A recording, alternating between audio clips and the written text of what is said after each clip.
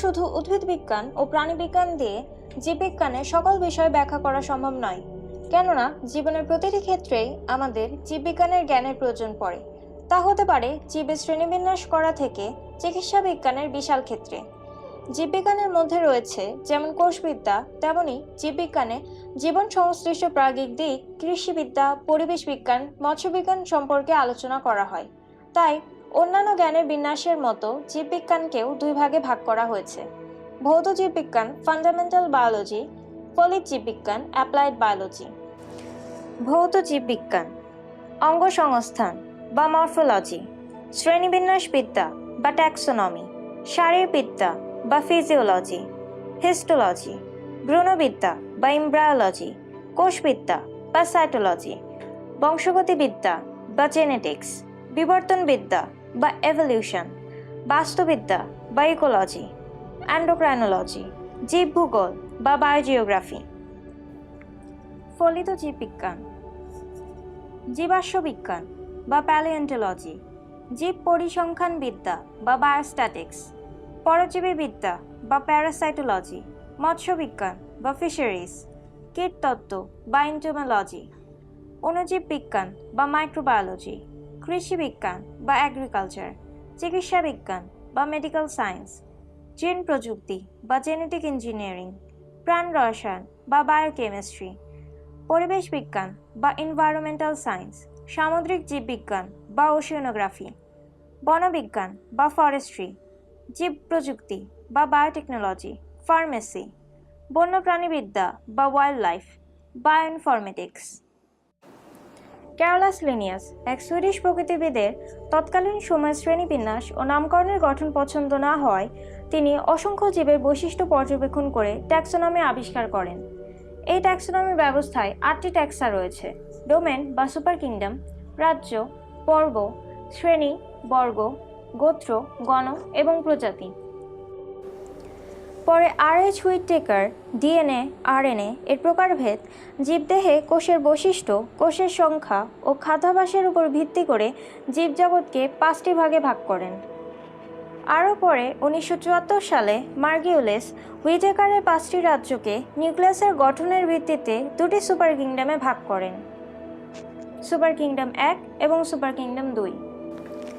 2004 সালে Thomas কেভলিয়ার Smith প্রোকারিওটাকে Protista ও chromista নামে দুভাগে ভাগ করেন এবং মনেরা রাজ্যকে ব্যাকটেরিয়া হিসাবে পুনঃনামকরণ করেন।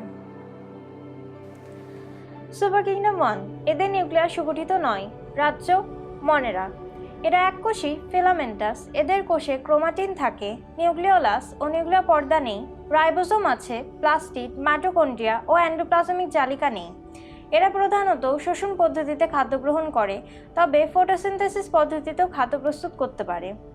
এরা দ্বিবিভাজন প্রক্রিয়ায় কোষ বিভাজন করে বংশ বিস্তার করে। কলোনিয়াল পদ্ধতিতে এরা বসবাস করে থাকে।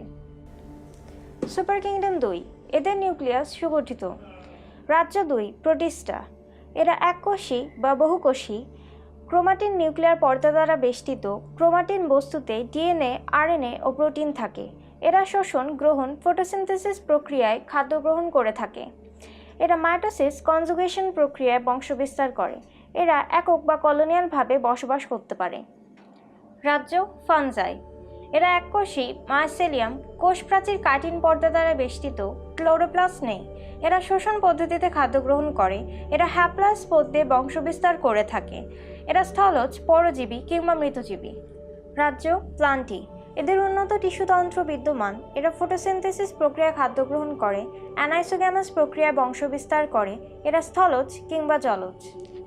রাজ্য অ্যানিমেলিয়া, এরা বহুকোষী, প্লাস্টিড, কোষ প্রাচীর, কোষগহ্বর নেই, জটিল টিস্যুতন্ত্র বিদ্যমান। এরা পরভোজী প্রক্রিয়ায় খাদ্য গ্রহণ করে থাকে, যৌন জননের মাধ্যমে বংশবিস্তার করে থাকে। এরা স্থলজ কিংবা জলজ। ক্যারোলাস লিনিয়াসের ট্যাক্সোনমি অনুযায়ী একটি জীবকে প্রজাতি পর্যায়ে বিন্যাস করার 7টি ধাপ রয়েছে। 7টি ধাপে পর্যায়ক্রমে ক্রমানুসারে সমস্ত জীবজগৎকে ভাগ করা হয়েছে। প্রথমে কিংডম, পরে phylum, class, order, family, genus, species, এভাবে পর্যায়ক্রমে বিন্যাসের পদ্ধতি হল নেস্টেড হায়ারার্কি। এভাবে একজন মানুষ বা হোমোস্যাপিয়েন্সকে বিন্যাস করলে এদের রাজ্য হবে অ্যানিমেলিয়া, কারণ এরা পরভোজী এবং এদের জটিল টিস্যুতন্ত্র আছে। পর্ব হবে কর্ডাটা, কারণ এদের জীবনের কোনো এক পর্যায়ে নটোকট থাকে। শ্রেণী হবে ম্যামালিয়া, কারণ এদের লোম বা চুল আছে। বর্গ হবে প্রাইমেট, কারণ এদের আঁকড়ে ধরার উপযোগী হাত এবং ঘ্রাণ অপেক্ষা দৃষ্টিশক্তি বেশি উন্নত। গোত্র হবে হোমিনিডে, কারণ এরা শিম্পাঞ্জি, গরিলা, বানর প্রভৃতির সাথে সাদৃশ্য রয়েছে। গণ হবে হোমো, কেননা দেহের অনুপাতে এদের মস্তিষ্ক সবচেয়ে বড় এবং খাড়াভাবে দুই পায়ে হাঁটতে পারে। প্রজাতি হবে হোমোসেপিয়ান্স, কেননা এদের চড়া এবং খাড়া কপাল রয়েছে এবং এরা বুদ্ধিবৃত্তিকভাবে উন্নত। ট্যাক্সোনমি দিয়েও এই বিশাল জীবজগৎকে সহজে নামকরণ করা যায়। সুইডিশ বিজ্ঞানী 1753 সালে স্পিসিস প্ল্যান্টেরাম বইয়ে দ্বিপদ নামকরণ পদ্ধতি ব্যাখ্যা করেন এবং গণ প্রজাতি সম্পর্কে ধারণা দেন। দ্বিপদ নামকরণ পদ্ধতি অনুযায়ী একটি জীবের বৈজ্ঞানিক নামের দুটি পদ গণ ও প্রজাতি দিয়ে নির্ধারণ করা হয়ে থাকে। উদ্ভিদের নাম ICBN ও প্রাণীদের নাম ICZN অনুসারে নির্বাচিত হয়।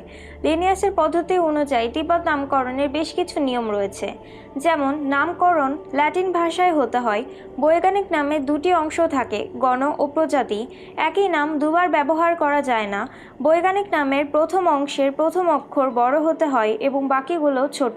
দ্বিতীয় অংশের সবগুলোই ছোট হতে হয়। ইটালিক অক্ষরে মুদ্রণ হতে হয়। হাতে লেখার সময় নিচে গণ প্রজাতির নিচে দাগ দিতে হয়। এরকম পদ্ধতি অনুসারে প্রতিটি জীবের নামকরণ করা হয়ে থাকে। দ্বিপদ নামকরণের কিছু উদাহরণ হলো শাপলা, নিমফিয়া নৌকালি; আম, ম্যাঙ্গিফেরা ইন্ডিকা; জবা, হিবিস্কাস রোজা সাইনেন্সিস; মৌমাছি, অ্যাপিস ইন্ডিকা; মানুষ, হোমো সেপিয়েন্স; এবং royal Bengal tiger, Panthera Tigris.